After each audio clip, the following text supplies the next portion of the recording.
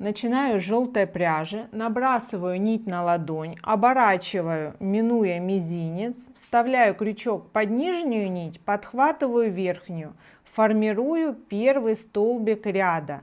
Столбики буду вязать в круг, параллельно ввязывая край начала. Мне необходимо провязать в круг 12 столбиков. С первым уже 2, 3. Вяжу достаточно свободно, не перетягиваю пряжу. Мне нужно заложить достаточно эластичный край на следующий ряд. Сейчас у меня уже провязано 11 столбиков. Хорошенько затягиваю кольцо, чтобы петли оформились в красивый аккуратный круг. Последний 12-й столбик вытягиваю и провязываю его краем начала. Вытягиваю этот край полностью. И делаю соединение. В первую кромочную косу увожу край нити и возвращаю его в исходную точку сюда, на изнанку. Здесь вставляю крючок за 2 нити, чтобы было достаточно крепко. Увожу, не перетягиваю эту петлю, чтобы все петли кромки были одинаковые. Здесь у меня прерывается также нить с небольшим запасом. Этот запас потребуется для крепления моего декора. Подхватываю петли, увожу его в глубину. Вот у меня одна нить с одной стороны, другая с другой. Теперь перехожу к белой пряже. Нить также с небольшим запасом. Вставляю крючок в любую кромочную точку за обе дужки, подхватываю и формирую цепочку из 3 воздушных петель. Это подъем на высоту ряда. Этот край сразу будет ввязываться в полотно. Узор вяжется столбиками с одним накидом, достаточно пышными и высокими.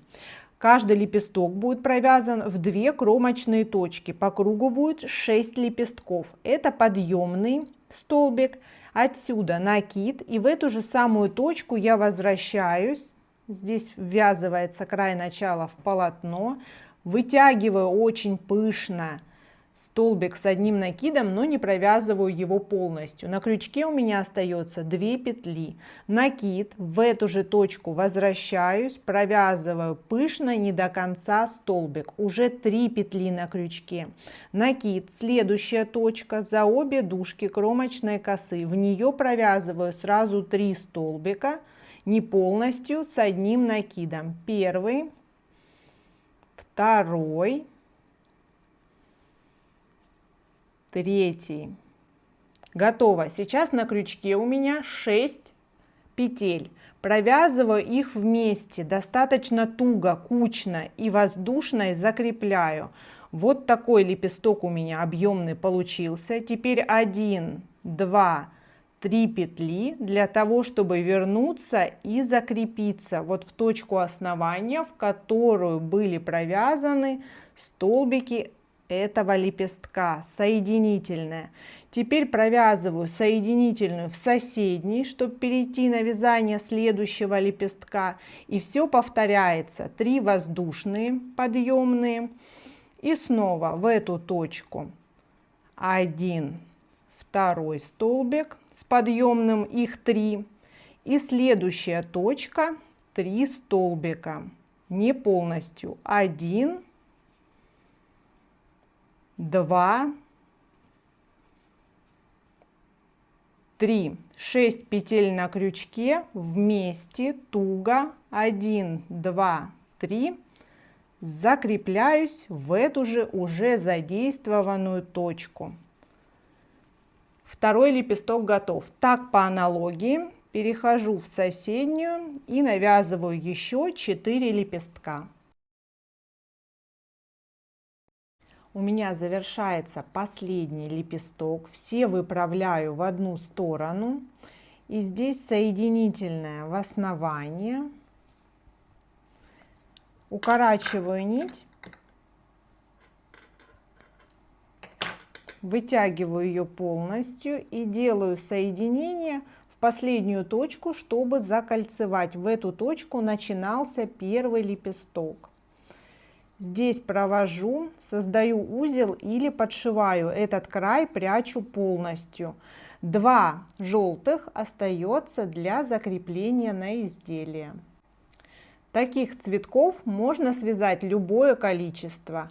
1, 3, 5, 7 на ваше усмотрение. Хоть все изделие усыпать цветочками. Теперь в хаотичном порядке с помощью оставленной желтой нити креплю мои цветы на изделие. Одна уходит в одну ячейку, другая в диагональную. Хорошенько потягиваю. Сначала создаю узелок, потом бантик.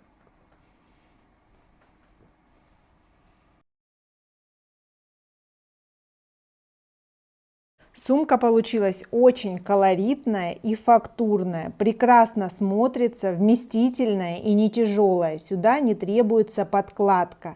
Здорово будет в любом цвете и под любой образ. Все необходимое остается для вас в описании под этим роликом. Подписывайтесь на мой канал, будет много интересного. Всем пока!